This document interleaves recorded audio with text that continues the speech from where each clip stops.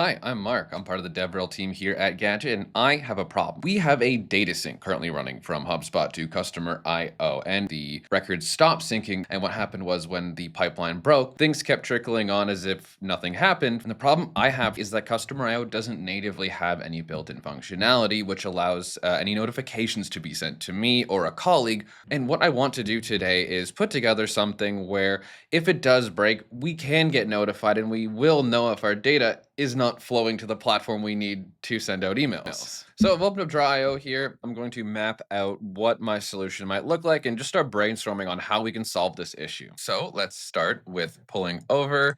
So let's just start simple. I'm going to make a little rectangle here, and this will be customer.io. We will make one for HubSpot, and then we'll make a nice little arrow to show that relationship between the two. And now what can we implement in this setup and the intended end result? So if we do have an issue between the sync of HubSpot and customer.io, I guess we'd want another arrow here to outline what happens next. Let's just try breaks. We would then need some type of notification or some type of signal sent either from a customer IO actually to what? And this is where I need to do some research now. And off the top of my head, there's a few solutions here. You ping customer IO to see how many users are in that segment. It's something I've implemented before, actually. We could look at having customer IO send a trigger-based webhook. I'm not too sure how we can implement that, but it's an option. Webhook trigger. And this is what I have for now. And both of these solutions are going to require some type of intermediary service or processing platform to get to that next end result that I'm looking for, which would be a notification, maybe Slack or email. So let's just draw that out over here. We need that middle service to go to my Slack or Gmail. Great. So, being that I do work at Gadget, I'm part of the DevRel team here. I think the best solution for the middleware would be Gadget. I can get a staff employee discount, which makes this a lot easier. In the past, I've tried to develop something a bit more duct taped together, sticks and glue, hopes and dreams. And what that looked like was we had an internal similar to Claude. It was a bit of an agentic service. I think it was called Stilla. And what I'd set up on Stilla, so this is Stilla. It's a platform we're trying out here. And what it is similar to like Claude. It's an agentic service. You can create an agent. And the bigger value add of Stilla is it's cloud-based, so you can set up cron jobs for these agent tasks. And what it's doing then is going to the MCP of customer IO and then trying to retrieve a specific segment I had made to show contacts created in the last 24 hours. So what I have here is that segment essentially is just going to show when that sync happens, when those contacts are added. And I have it set to evaluate at if it is just more than zero. I wasn't too sure if I wanted to give the agent some qualitative assessment parameters to see if it thinks that it's declining like it's broken, but I think that's too subjective to leave up to an agent, especially if I'm not sure what that would look like myself. And while this sounds good, it is actually incredibly unsustainable. The biggest roadblock that I've run into time and time again actually is that the frequency in which you need to refresh your OAuth for MCP connections. That's almost every other day. So I'm constantly having to go to the platform, redo it. Where if the end goal is not needing to manually check the customer IO platform daily to see if the syncs are working, I feel having to do it every 3 to 7 days still hits that unnecessary level of time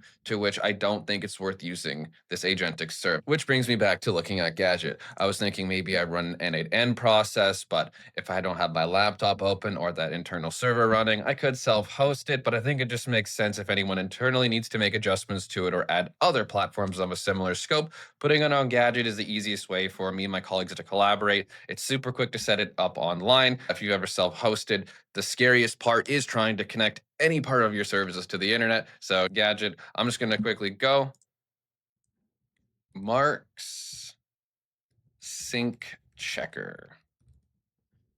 Cool, and confirm. So let's jump to the customer documentation. Since we're setting up on Gadget, our backend and front end, if we need one, is all set up. It's hosted on the cloud. We have all of our infrastructure handled, how we're going to handle API requests, background requests, and most of all, the most important part is we need the cron job. We want to make sure every day, right after our syncs run in customer IO, we know if it's broken or not. We need to find a way to then notify Gadget, our platform on Gadget, to then find a way to notify me by Slack or by email. So let's check out the customer IO documentation and see how do we do this. So I'm currently using a segment. So we'll open a tab for that. And I see here there's some docs on webhooks, and we have one for Slack. And then from there, we might also need to check out integration. Oh, and reporting webhooks, send metrics to a third-party service. I think that's what we might want.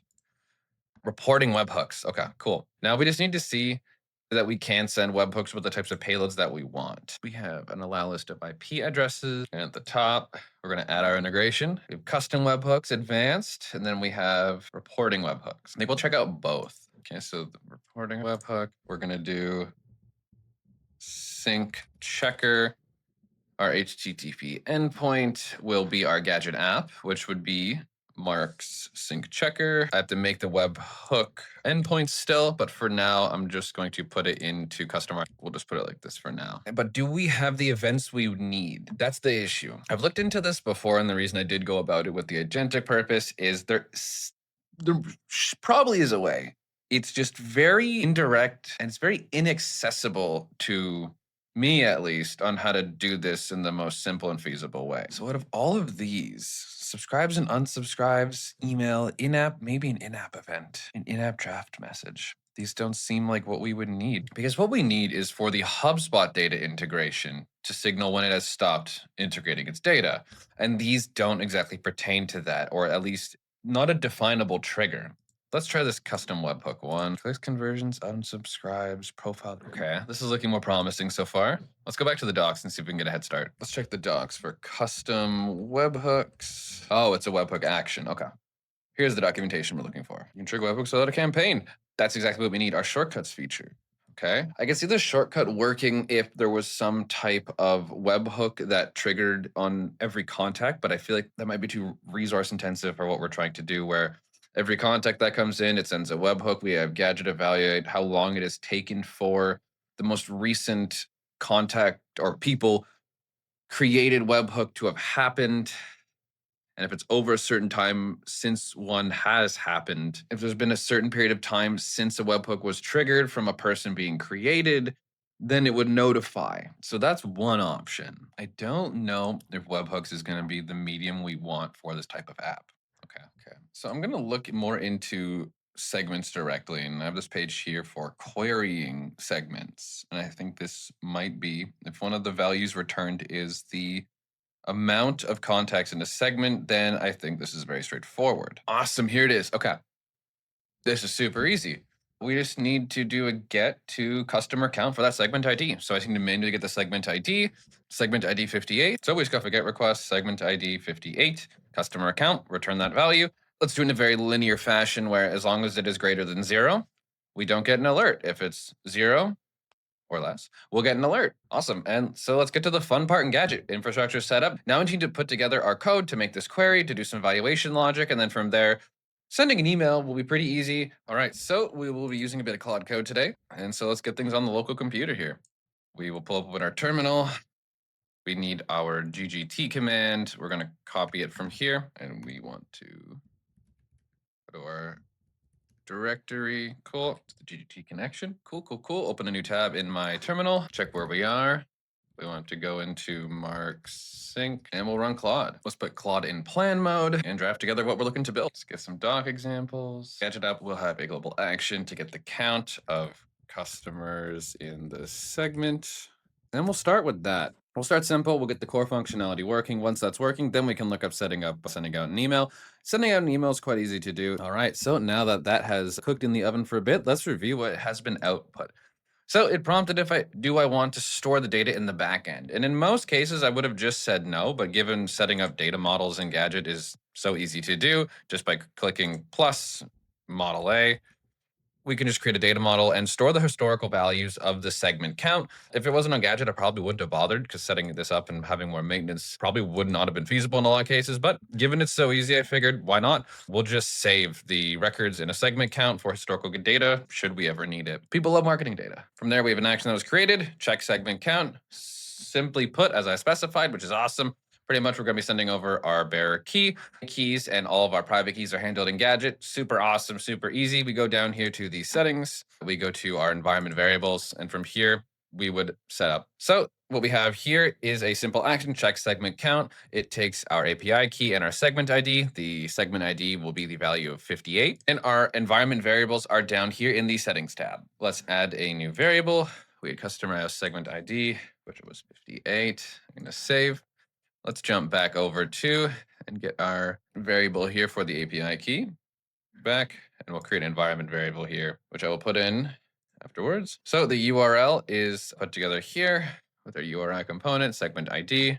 We do a fetch, pass along the bearer API key. We have some error handling for the responses that were laid out here in the docs. And then we have an await for the response data, which will be our number of participants. We have our response here, the JSON, which is going to be the customer account in the segment. The record then calls the Gadget backend. Like again, super nice, super easy. Just await API, our model name, and our model CRUD action. Model name, model CRUD action, create. And we're done. That data is saved, segment ID, the count, and the fetch date. And then down here, this is how we do our cron jobs. In Gadget, super easy to do cron jobs. As I mentioned earlier, when I was looking at Stilla, what was nice about Stilla was having cron jobs. Not always the funnest thing to set up, but Gadget, we have our backend set up, we have front end set up, it's serverless.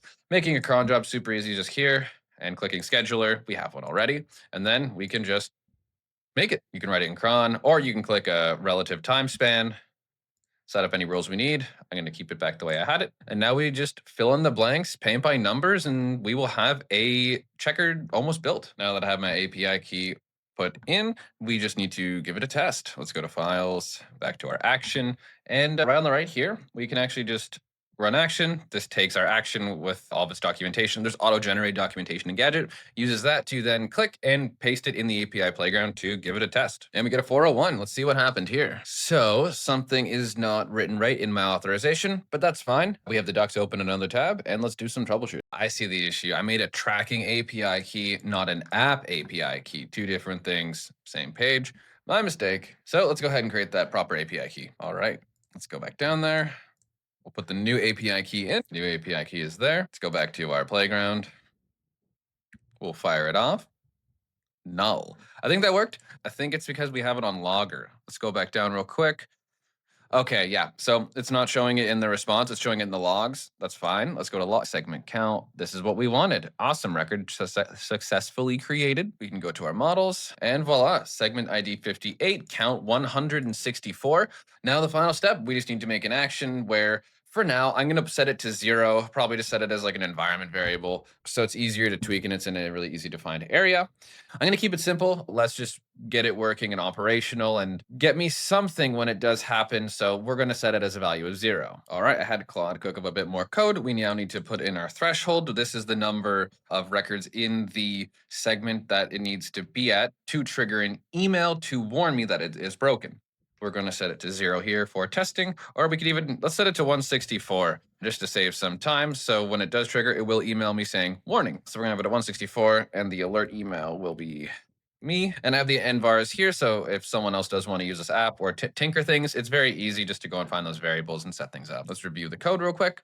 So if our count is less than the threshold we set, that's going to send an email to me. Segment, cool. Let's give it a shot. See how it goes. Once again, run our action. Let's go to query. The response should be 164. Let's just go to the data to see. It's also 164. So I should have an email in my inbox. We can also check the logger. It says alert email sent. Let's just make sure that it was. And there we are, just like that. Email sent off to me. No reply at our app, our development environment by handle. Has 58, has a count of 164, which is the threshold of or below 64. Awesome. And so I think in probably just under an hour, I'm filming a video, so it does add a lot of buffer time. We built a solution to a problem that I had with the Gadget app. We spun up a cloud environment with a cron job on cloud. So very simple app. It works. I guess my next step is probably getting this in Slack because checking my email is not as fun as doing it on Slack. I can add that maybe later. And just like that, I've set up an app that solves a problem. Easy solution. I probably did this in under an hour. I'm filming the video. I had a retake or two. Bit of a buffer on there, but for anyone else using Claude, you could have probably done this at least 45 minutes, depending on your research.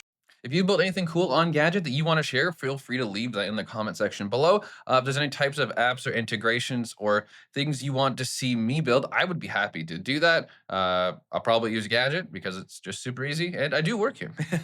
Have a good one.